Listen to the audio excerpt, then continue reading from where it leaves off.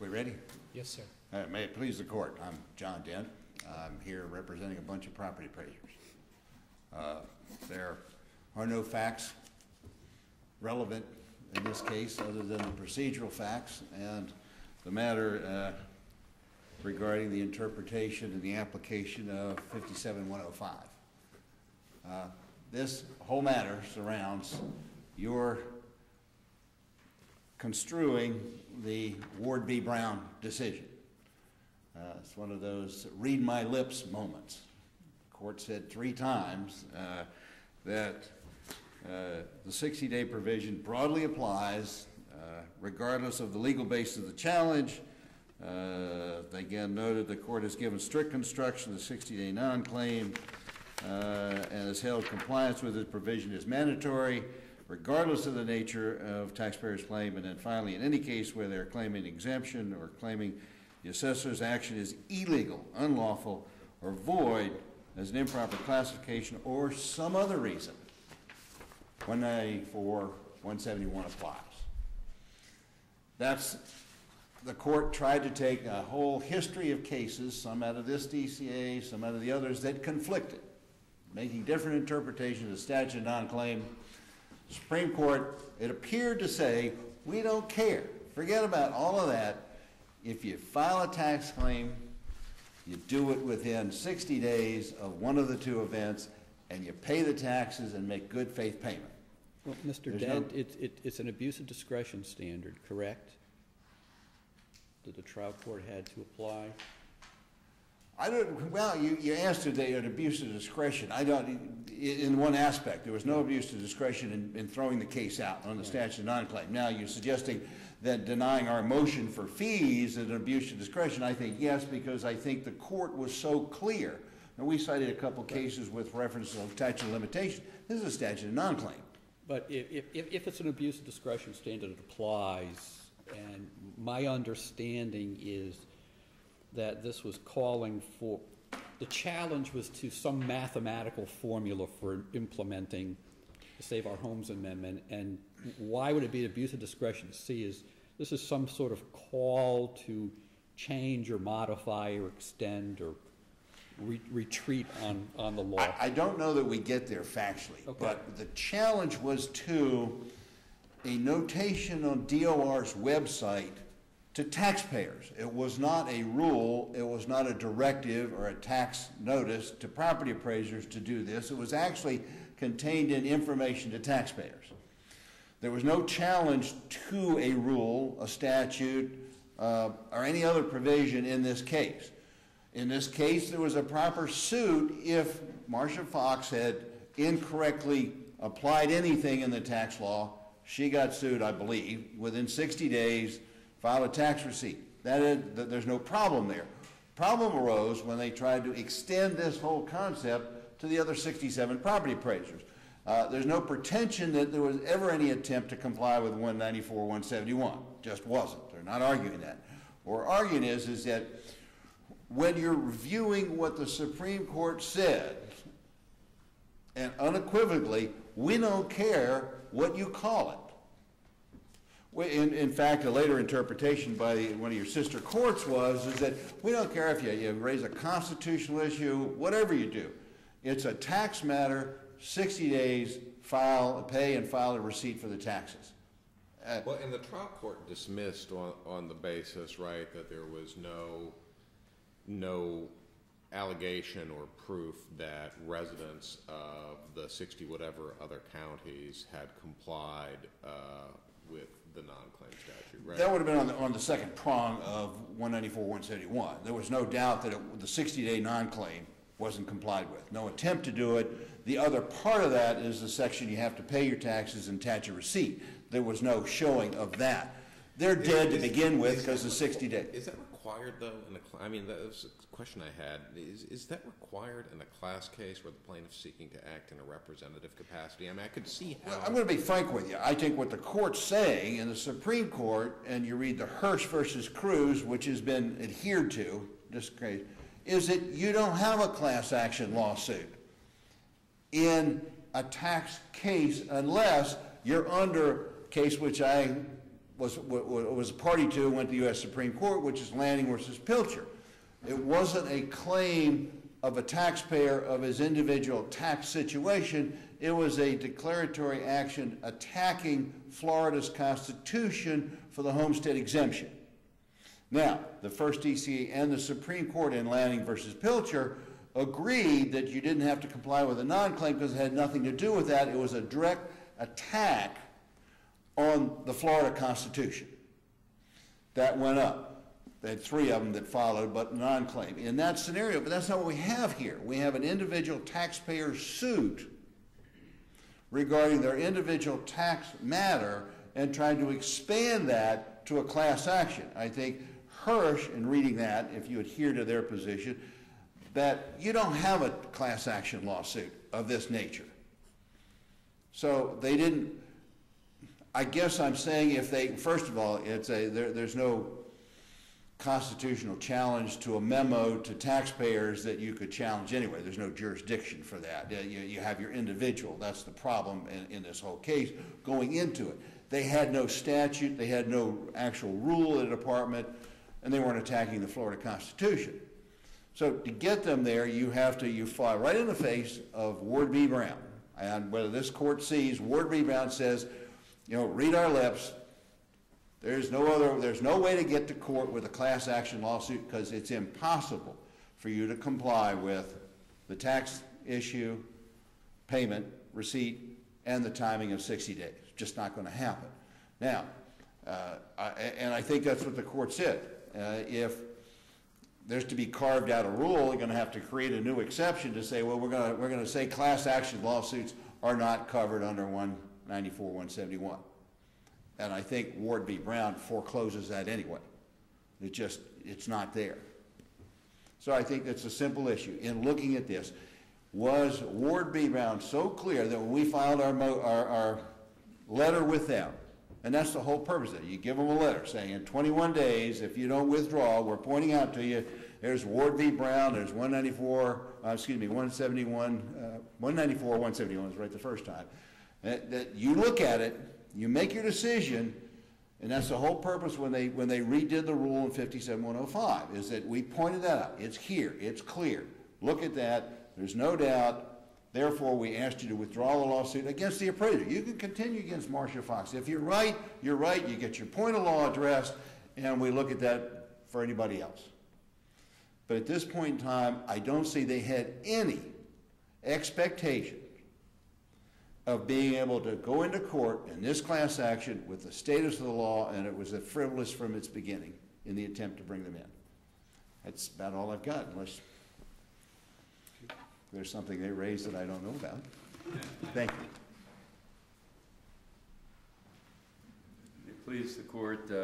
Good morning. My name is Doug Lockwood. I represent the appellee in this case, Kelly Kennedy, who's also an attorney, and Alex Landbeck, who is newly with our firm.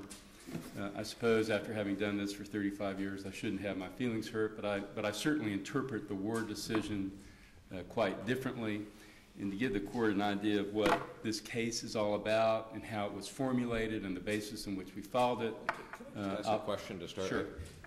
You spent a lot of time in the trial court and here characterizing what the property appraisers did as a mathematical error or an arithmetical error.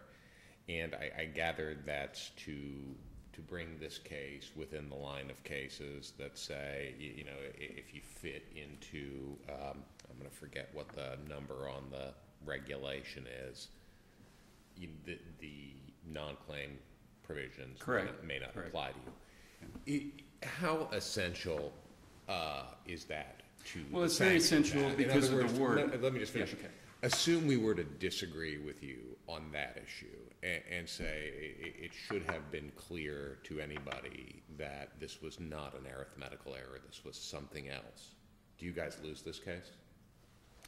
Come very close because of Ward.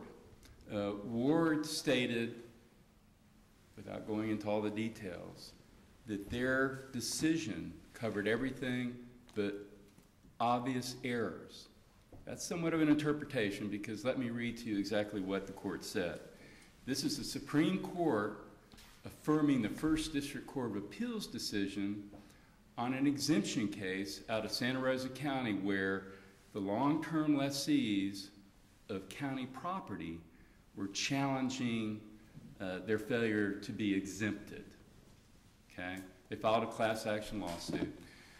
First District ruled in favor of the property appraiser, went up to the Florida Supreme Court. Okay, so the Florida Supreme Court is looking at that under conflict jurisdiction. This court in the Pepperidge Farms case had allowed a class action based on, for lack of a better term, a mistake in the classification. In the Pepperidge Farm case, it involved computer software. Okay, so here's the stage. There's a conflict between the First District Court of Appeal and the Second District Court of Appeal. The Florida Supreme Court looked at it. And in rendering their decision, this is what they stated.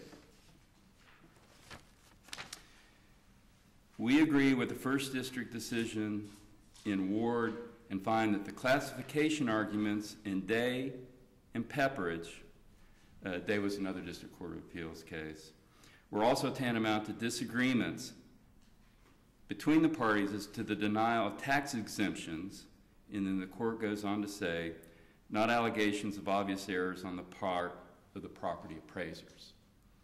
That's what the court said, and Mr. Dent had cited the last language of the court that seems pretty much unequivocal, but I'd like to review that again. And obviously I'm arguing that an obvious error is an error in arithmetic. Okay. Well, I guess here's the issue I have with your characterizing that this way. You know, this isn't a case where the tax assessors neglected to carry a 2 or something like that. I mean, this was an interpretation of a statute that your client determined was erroneous, right? In other words, what the DOR guidance said and what the tax assessors did was to say when you've got abandoned homestead that was titled jointly and there's the delta, you divide the delta by 2. Correct. And your client says that's wrong. Right. That's not a computational error, really. That's a wrong interpretation of a statute, isn't it? Your Honor, that may be one way of looking at it, but from our perspective, it was a mathematical error. They shouldn't have divided by 2.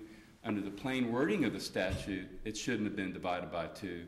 And the way this entire mess started was because, of course, number one, reading the statute, 193.155, it's incomprehensible, I think, to anybody other than an expert, number one, probably.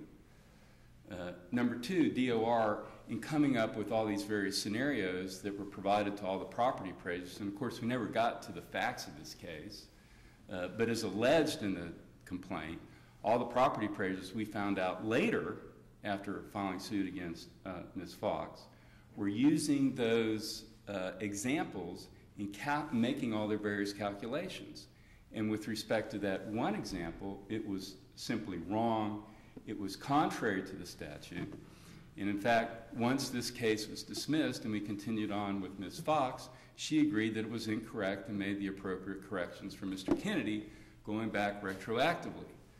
And I understand, if there's any saving grace in this case, that property appraisers understand that now, and at least prospectively for this very limited class of citizens here in the state of Florida, maybe the courts have dodged the bullet as to how to figure out how taxpayers, like all of us, have some sort of recourse for some arithmetic error that the property appraiser makes that are never caught, and what the remedy should be.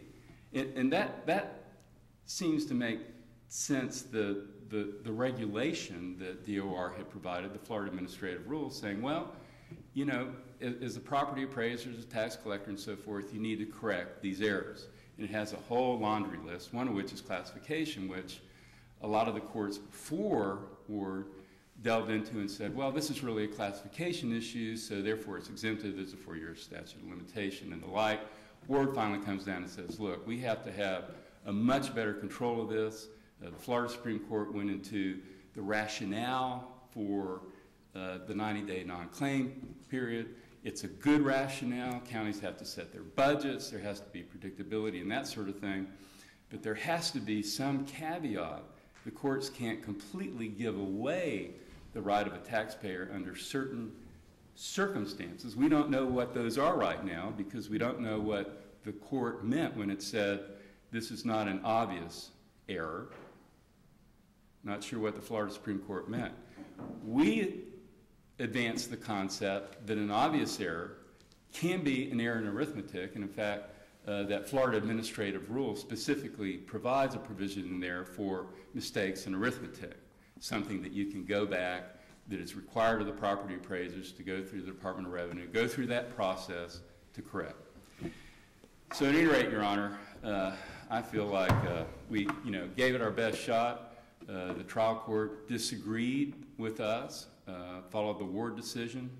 I don't believe that the judge abused his discretion in denying the motion for sanctions and attorney's fees. I think that even fundamentally on the facts, we were correct, as history has borne out. And perhaps the decision as to what the Florida Supreme Court meant in Ward when it said this is not an obvious error will come up someday. And given the complexity of the tax code and so forth we have, it probably will. Thank you very much.